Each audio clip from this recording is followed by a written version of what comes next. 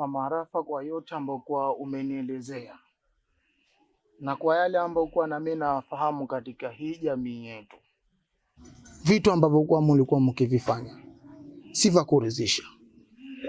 Hata Mwenyezi Mungu mwenyewe alikuwa hayurazi. Lakini hata hivyo najua kama kushapata funzo,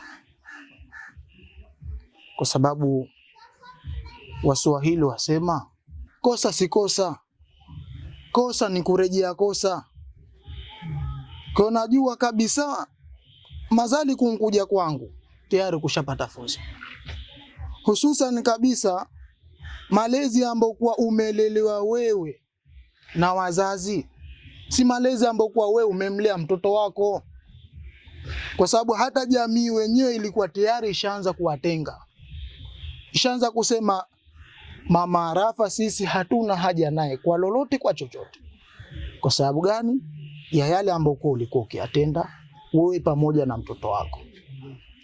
Lakini Waswahili pia wasema mtoto akinyilia kiganja, kiganja hakikatwi, isipokuwa hicho kiganja huko sho kikatumiwa tena.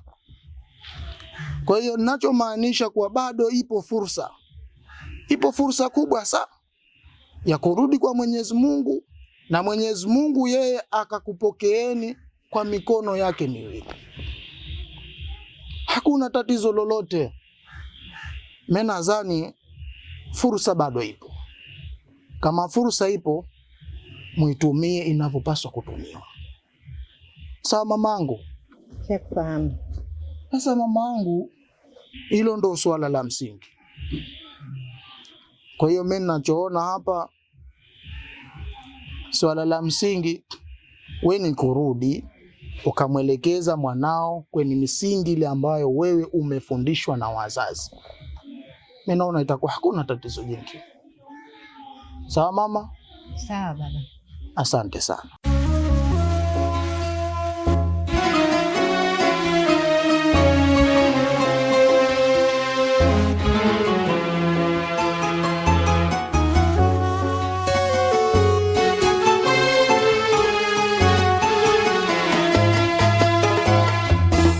Limetujia darasa mazuri lilosheheni, ndani yake hufundisha kurejea kwa manani. Limetujia darasa mazuri lilosheheni. Ndoki, mimi nimekuja hapa kwa jambo moja. Kwa vile wewe mwenzangu tayari ushatoka katika masuala haya, sasa hivi umekuwa mtu wa dini, nimekuja nimeona bora na mimi unanifundisha kwenye mambo ya khairi kama hayo, usiwepo peke yako. Arafa, nimefurahi sana kwa ujio wako hapa na utaka ufundishwe mambo ya heri, mambo ya herati. Kwa hilo mimi nakuahidi nitakusomesha kadri ya uwezo wangu. Nitaacha muda wangu wote ili nikupitishe kwenye msingi ile mema. Mimi nimefurahi kusikia hivi. Sasa vipi utaratibu wa kuhusu masuala ya kusoma? Nina kuja hapa wewe utakuja kule? Utaratibu wa kuja kama utaamua wewe nije kule nikusomesha, utakuja huku utaamua wewe. Haya, hamna shida kama ni. Sawa, karibu sana. Haya, asante.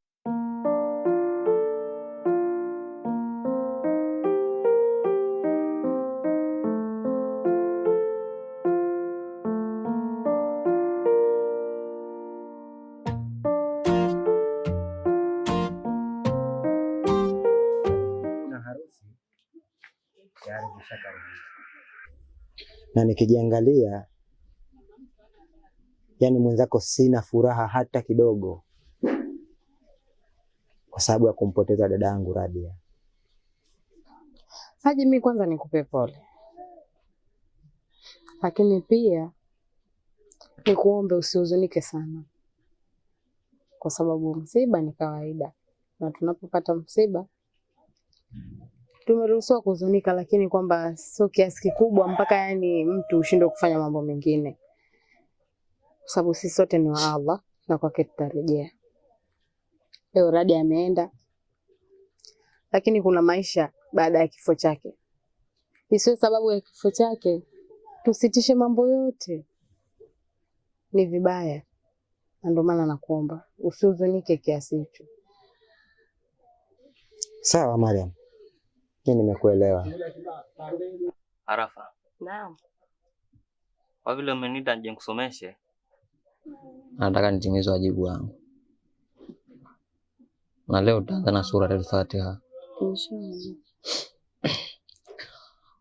A'udhu billahi minash shaitanir rajim.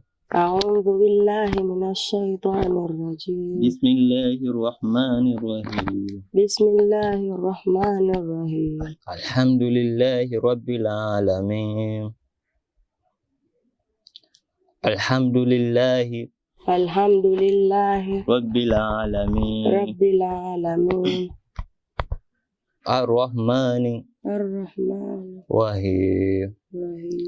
Maliki Yaumiddin. Mke wangu, watu wa dunia wasema usidharau usilolijua, na kwa kuthibitisha hilo hasa naliona kwa shemegi yangu huyu Kindoki kankuwa mcha Mungu, ajabu ya Mungu. Mimi nikisema begula muhogo nalo lafa kupikia haragwe. Jiti nalo ni kuni. Mkweli mke wangu. Hata hivyo marehemu babu alikuwa akipenda kusema hakuna kole lisilokuwa na pofu. Sasa mimi huyu nilikuwa nikimchukulia kama pofu tu. Lakini saizi kankuwa staarabu vibaya. Tuseme alhamdulillah. Yaani kankuwa mcha Mungu, atushinda sie wazoefu ambao tulikuwa twenda kuna tukifanya ibada. Mashaallah. Mungu amuongoe mdogo wangu. Sikufikiria mie. Ila mke wangu mimi siamini hasa kama huyu Hassan Kindoki. Maana muda wote msikitini, akitoka msikitini wankuta kankamata nsafu asoma, akiacha nsafu ana tasbihi asoma. Dada, leo Arafa kanifuata akaniomba nimsomeshe, na mimi nikaona sio jambo baya kumpitisha kwenye mwenendo wa dini, na pia nikachukua juhudi nikamwambia nikueleze wewe jambo hili, unishauri.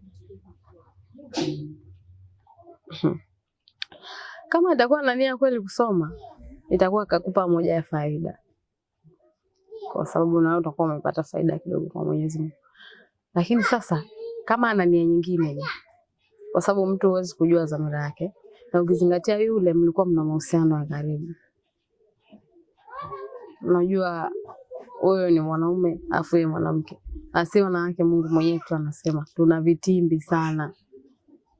Kwa mimi ninachokuomba uwe naye makini huko kwenye kumsomesha, isije kawa anataka ukaribu wako aje akuharibie urudi tena nyuma. Sawa?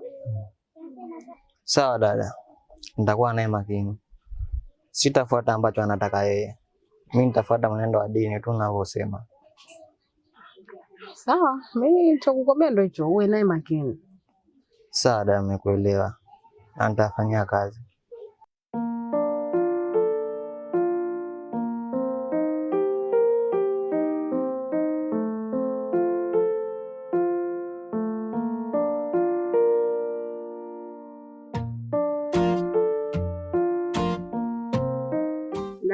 Naona ule wakati wa kurudi kwa Mola wako sasa umefika. Kwa hiyo ushafanya mengi sana duniani, lakini sasa hebu rudi kwa Mola wako mwanangu. Mie sikubali mpaka nihakikishe Kindoki naye kupata ukimwi. Haiwezekani anichezee muda wote huo, anichezee alafu sasa hivi nimepata tatizo hili eti aje aniruke. Mimi sikubali. Nikishamaliza hili lengo langu, nitamkumbuka Mola wangu, lakini kwa sasa hivi mama niache. Hapana, usilipize kisasi mwanangu, rudi kwa Mola wako. Ushafanya mengi duniani. Mama, mimi mwenyewe nilikuwa kama wewe au kuliko wewe. Lakini sasa ndo unaniona hivi mama yako. Mama nishakwambia mimi mpaka nihakikishe Kindoki na yeye marahika upata ukimwi. Maana haiwezekani tutoke huko kote pamoja, anichezee eti sasa hivi nimepata ukimwi ndo aje aniache. Mimi sikubali mama yangu, mpaka nihakikishe naye kaupata.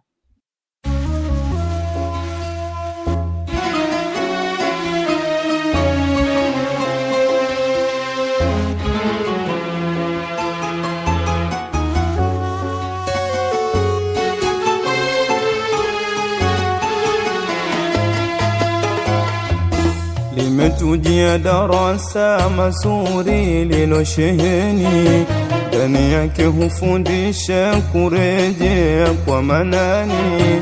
Limetujia darasa mazuri lilosheheni, ndani yake hufundisha kurejea kwa manani, pia na kujisafisha na madhambi ya zamani. Darasa hutuamsha kutoka usingizini, pia na kujisafisha na madhambi ya zamani. Darasa hutuamsha kutoka usingizini. Ramadhani kituo cha kufunza mema, Ramadhani kituo cha kutuliza, Ramadhani kituo cha kufunza mema, Ramadhani kituo cha kutuliza.